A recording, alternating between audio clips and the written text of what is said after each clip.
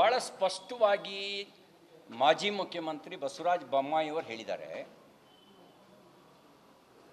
ಬಹಿರಂಗವಾಗಿ ವಿರೋಧ ಮಾಡಿದ್ದು ಸೋನಿಯಾ ಗಾಂಧಿಯವರು. ಮಹದಾಯಿ ನೀರಿನ ಹಂಚಿಕೆ ಕರ್ನಾಟಕಕ್ಕೆ ಕೊಡೋದಕ್ಕೆ ಸಂಬಂಧಪಟ್ಟಂತೆ ಗೋವಾ ಚುನಾವಣೆಯಲ್ಲಿ ಬಹಿರಂಗವಾಗಿ ವಿರೋಧ ಮಾಡಿದ್ದು ಶ್ರೀಮತಿ ಸೋನಿಯಾ ಗಾಂಧಿಯವರು. ಹಾಗೆ ಪ್ರಾಧಿಕಾರದ ರಚನೆ ಮಾಡಿ ಇದು ನೆನೆಗುದಿಗೆ ಬೀಳಲಿಕ್ಕೆ ಕಾರಣ ಆಗಿದ್ದು ಕಾಂಗ್ರೆಸ್ ಸರ್ಕಾರ ಕೇಂದ್ರದಲ್ಲಿದ್ದಾಗ. ಇದರೆಲ್ಲದರ ಬಗ್ಗೆ ಭಾಳ ಸ್ಪಷ್ಟವಾಗಿ ಹೇಳಿದ್ದಾರೆ. ಇನ್ನೊಂದು ಹೆಜ್ಜೆ ಮುಂದೆ ಹೋಗಿ BJP ಸರ್ಕಾರ ಏನು ಕೆನಾಲ್ ನಿರ್ಮಾಣ ಮಾಡಿತ್ತು ಅದಕ್ಕೆ ತಡೆಗೋಡೆ ಕಟ್ಟಿಸಿದ್ದು ಕೂಡ ಕಾಂಗ್ರೆಸ್ ಕೇಂದ್ರದಲ್ಲಿದ್ದಾಗ ಅನ್ನೋದನ್ನು ಭಾಳ ಸ್ಪಷ್ಟವಾಗಿ ಹೇಳಿದ್ದಾರೆ. ಈ ಎಲ್ಲ ಇಶ್ಯೂ ಕುಡಿಯೋ ನೀರಿಗೆ ಅಂತಿದ್ರೂ ಕೂಡ ಜಟಿಲಗೊಳಿಸಿದ್ದು ಕಾಂಗ್ರೆಸ್ ಅಧಿಕಾರದಲ್ಲಿದ್ದಾಗ. ಅವರು ಜಟಿಲಗೊಳಿಸ್ಬಿಟ್ಟಿದ್ದಾರೆ. ಬಿಡಿಸೋದಕ್ಕೆ ನಾವು ಹರಸಾಹಸ ಪಡ್ತಾ ಇದ್ದೀವಿ. ಭಾಜಪಕ್ಕೆ ಬದ್ಧತೆ ಇದೆ.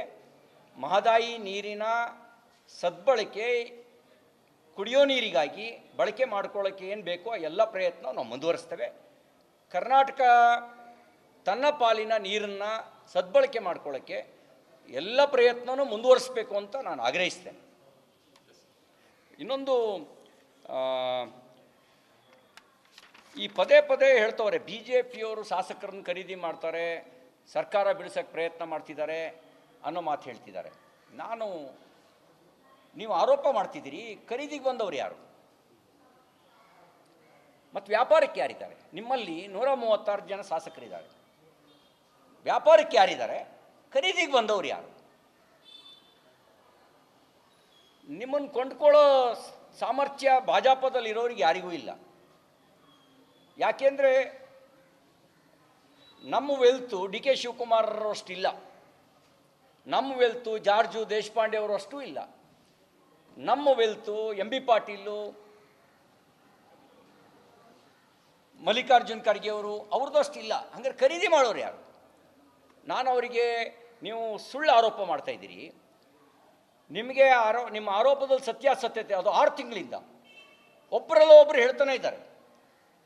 6 ತಿಂಗಳಿಂದ BJPಯವರು ಖರೀದಿ ಮಾಡ್ತಿದ್ದಾರೆ ಅಂತ. ಯಾರು ಖರೀದಿಗೆ ಮಾಡಕ್ಕೆ ಬಂದಿದ್ರು? ಇದೊಂದು ಗಂಭೀರವಾದ ಆರೋಪ. ಖರೀದಿಗೆ ಬಂದವರು ಯಾರು ಮತ್ತು ನಿಮ್ಮ ರೇಟ್ ಎಷ್ಟು ಜನ ನೀವು ವ್ಯಾಪಾರಕ್ಕಿದ್ದೀರಿ? ಯಾರು ಖರೀದಿಗೆ ಬಂದಿದ್ರು ಅಂತ ಸ್ಪಷ್ಟಪಡಿಸಿ. ಇನ್ನೊಂದು ನೋಡಿ, ನಾನು ಮುಖ್ಯಮಂತ್ರಿ ರೇಸಲ್ಲಿದ್ದೀನಿ ಅಂತ BJPಯವರು ಹೇಳ್ಕೊಂಡಿತ್ತು. ನಾನು ಸೀನಿಯರ್ ಇದ್ದೀನಿ, ನನಗೂ ಅರ್ಹತೆ ಇದೆ ಅನ್ನುವಂಥ ಮಾತಾಡಿದ್ದು ಟೀ ಪಾರ್ಟಿ, ಕಾಕ್ಟೈಲ್ ಪಾರ್ಟಿ ಮಾಡ್ತಿರೋದು ಈ ಸಿದ್ದರಾಮಯ್ಯನವರು ಇಳಿದ್ರೆ ನಾನು CM ಅಂತ ನಾವೇ ಹೇಳಿಕೆ ಕೊಟ್ಟಿದ್ದೀವಿ. ಯಾರ್ಯಾರು ಹೇಳಿಕೆ ಕೊಟ್ಟಿದ್ದಾರೆ ಅಂತ ನೆನಪು ಮಾಡಬೇಕಾ? ಜಾರಕಿಹೊಳಿಯವರು, ಪರಮೇಶ್ವರ್ ಅವರು, MB ಪಾಟೀಲ್ರು, ದೇಶಪಾಂಡೆಯವರು, ಬಸವರಾಜ ರಾಯರೆಡ್ಡಿ ಹೇಳಿದ್ನಲ್ಲ, ಸತೀಶ್ ಜಾರಕಿಹೊಳಿ ಹೇಳಿದ್ನಲ್ಲ, ಸತೀಶ್ ಜಾರಕಿಹೊಳಿ. ಇದಲ್ದಲೇ ಏನು ಅಗ್ರಿಮೆಂಟ್ ಆಗಿದೆ ಅಂತ ನನಗೂ ಸಿದ್ದರಾಮಯ್ಯನವ್ರಿಗೆ ಇಬ್ಬರಿಗೆ ಗೊತ್ತು ಅಂತ ಹೇಳಿದಂಥ DK ಶಿವಕುಮಾರ್ ಅವರು. ಇದೆಲ್ಲ ನಾವೆಲ್ಲ ಹೇಳಿದ್ದು. ಇದನ್ನು ನೋಡಿದಾಗ ಹೆಂಗೆ ಅನಿಸುತ್ತೆ ಅಂದರೆ, ಈ ಕುರುಕ್ಷೇತ್ರ ಯುದ್ಧದ ಪ್ರಸಂಗವನ್ನು ಪಂಪ ವರ್ಣಿಸಬೇಕಾದ್ರೆ ಒಂದು ಮಾತು ಹೇಳ್ತಾನೆ, ಗಾಯಾಳುಗಳನ್ನು ಜೀವ ಇದ್ದಾಗಲೇ ಕಿತ್ತು ತಿನ್ನೋದಕ್ಕೆ ರಣಹದ್ದುಗಳು ಬಂದು ಕುಗ್ತಾ ಇದ್ದು ಅಂತ ಹೇಳಿ. ಸಿದ್ದರಾಮಯ್ಯನವರು ಭ್ರಷ್ಟಾಚಾರದ ಕಾರಣಕ್ಕೆ ಈ ತೊಡೆಮರದ ದುರ್ಯೋಧನ ಥರ ಬಿದ್ದುಬಿಟ್ಟಿದ್ದಾರೆ. ಭ್ರಷ್ಟಾಚಾರದ ಹೊಡೆತ ಸಿದ್ದರಾಮಯ್ಯನವರ ಜಂಗಾಬಲವನ್ನು ಹುಡುಕಿಸ್ಬಿಟ್ಟಿದೆ. ಯಾಕೆಂದ್ರೆ ಒಂದರಿಂದ ಒಂದು ಭ್ರಷ್ಟಾಚಾರ. ವಾಲ್ಮೀಕಿ ಹಗರಣ, ಮೂಡ ಹಗರಣ, ಜೊತೆಗೆ ಹಳೆ ಹಗರಣಗಳು ಕೂಡ ಹೊರಗೆ ಬರ್ತಾ ಇದ್ದಾವೆ. ಅದು ಅರ್ಕಾವತಿಯೂ ಸೇರಿದಂತೆ ಹಳೆ ಹಗರಣಗಳು ಹೊರಗೆ ಬರ್ತಾ ಇದ್ದಾವೆ. ಹೊರಗೆ ಬರ್ತಾ ಇರೋದ್ರಿಂದಾಗಿ ಹೊರಗೆ ಬರ್ತಾ ಇದ್ದಾವೆ, ಅವ್ರ ಜಂಗಾಬಲ ಉಡುಗಿ ಹೋಗಿದೆ. ಅಂಥ ಸಂದರ್ಭದಲ್ಲಿ ನಾನು ಮುಖ್ಯಮಂತ್ರಿ ಅಂತ ರಣಹದ್ದುಗಳ ಥರ ಹೇಳಿಕೆ ಕೊಡ್ತಿರೋದು ಕಾಂಗ್ರೆಸ್ಸಿಗರೇ, ನಾವೆಲ್ಲ ಹೇಳಿಕೆ ಕೊಡ್ತಿರೋದು. ಇದನ್ನು ನೋಡಿದಾಗ ದುರ್ಯೋಧನನ ಪಾತ್ರಧಾರಿಯಂತೆ ಸನ್ಮಾನ್ಯ ಸಿದ್ದರಾಮಯ್ಯನವರು ಕಾಣ್ತಾ ಇದ್ದಾರೆ. ಹಗರಣಗಳ ಹೊಡೆತ ಗದೆಯಿಂದ ಬಿದ್ದ ಹೊಡೆತದ ಥರ ಕಾಣ್ತಾ ಇದೆ. ಅದನ್ನು ನೋಡಿದಾಗ ಈಗ ನಾನು ನಾನು ನಾನು ಅಂತ ಹೇಳುವಂಥ ಮುಖ್ಯಮಂತ್ರಿಗಳು ನಾನು ಮುಖ್ಯಮಂತ್ರಿ, ನಾನು ಸೀನಿಯರ್ ಅಂತ ಹೇಳ್ತಿರೋದು ನೋಡಿದ್ರೆ ಇವ್ರ ಪರಿಸ್ಥಿತಿ ತೊಡೆ ಮುರಿದುಕೊಂಡು ಬಿದ್ದಾಗ ದುರ್ಯೋಧನನ ಪರಿಸ್ಥಿತಿ ರೀತಿನಲ್ಲಿ ಸಿದ್ದರಾಮಯ್ಯನವ್ರದ್ದಿದೆ. ಅವ್ರನ್ನ ಕಿತ್ತು ತಿನ್ನುವ ರಣಹದ್ದುಗಳ ರೀತಿನಲ್ಲಿ ಅಲ್ಲೇ ಇದ್ದಾರೆ. ಬಹುಶಃ ಸಿದ್ದರಾಮಯ್ಯ ಹಿಂಗಡೆ ಬಂಡೆ ಥರ ಇರ್ತೀವಿ ಅಂತ ಇವ್ರು ಹೇಳಿದ್ರಲ್ಲ, ಬಂಡೆ ಥರ ಅನ್ನೋದ್ರ ಅರ್ಥ ಇದೇ ಇರಬೇಕು. ಬಂಡೆ ಥರ ಅನ್ನೋದ್ರ ಅರ್ಥ ಇದೇ ಇರಬೇಕು. ಇನ್ನು ಬದುಕಿದ್ದಾಗಲೇ, ಇನ್ನೂ ಮುಖ್ಯಮಂತ್ರಿ ಸ್ಥಾನದಲ್ಲಿ ಇದ್ದಾಗಲೇ ನಾನು ನಾನು ನಾನು ಅಂತ ಹೇಳ್ತಿರೋದನ್ನು ನೋಡಿದಾಗ ಎಷ್ಟು ಮಟ್ಟಿಗೆ ಇವರು ಬಂಡೆ ಥರ ನಿಲ್ಬಲ್ರು ಅನ್ನೋದನ್ನು ಸಿದ್ದರಾಮಯ್ಯನವರು ಅರ್ಥ ಮಾಡಿಕೊಂಡು, ಇನ್ನು ಕೋರ್ಟ್ ಜಡ್ಜ್ಮೆಂಟೇ ಕೊಟ್ಟಿಲ್ಲ. ಕೋರ್ಟ್ ಇನ್ನು 12ನೇ ತಾರೀಕಿಗೆ ಮತ್ತೆ ಪೋಸ್ಟ್ಪೋನ್ ಮಾಡಿದೆ.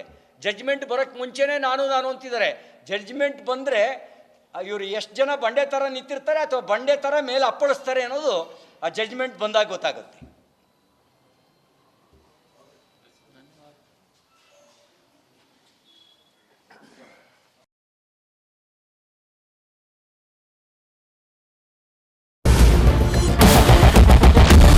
ಕ್ಯಾಪ್ಟನ್ ಅರ್ಜುನ್ನ ಕೊಂದಿದ್ದು ಯಾರು? ಅವ್ರ ನರೇಟಿವ್ ಎಲ್ಲಿ ತಂದಿಟ್ಟಿದ್ದಾರೆ ಅಂತಂದ್ರೆ ಸಂಪತ್ತನ್ನ ಹಂಚಿಬಿಡೋದು ಅಂತ. ಇದು ಸ್ಟುಡಿಯೋ ಟಿಪ್ಪು ಜಯಂತಿ ಮಾಡಕ್ಕೆ ಅವ್ರಿಗೆ ಖಂಡಿಸಿದ್ರು. Very nice. ಯಾರು ತಪ್ಪು ಮಾಡಿರೋದಿಲ್ಲಿ? ಓಲೈಕೆ ಹೇಳಿಕೆ ಇದು ಅಂತ ಹೇಳಿ ಯಾಕೆ ಪರಿಗಣಿಸಬಾರದು?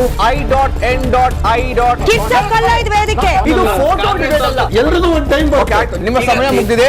ಅವ್ರು ಹೇಳೋಕ್ಕಿಂತ ಮುಂಚೆನೆ ಹೇಗೆ ಪ್ರತಾಪ್ ಸಿಂಹ ಪಾಸ್ ಕೊಟ್ಟಿದಂತ ಆಗ್ಲಿ ಡಿಕ್ಲೇರ್ ಆಗೋಗಿತ್ತು ಅಂತ ನನಗೊಂದು ಡೌಟ್ ಬಂತು. ಸಾಕು ನಿಲ್ಸಿ. ಕೆಟ್ಟ ಪದ ಬಳಕೆ ಕಾಂಬಿನೇಷನ್ ಇಟ್ಟಿಲ್ಲ ನಾವಿಲ್ಲಿ.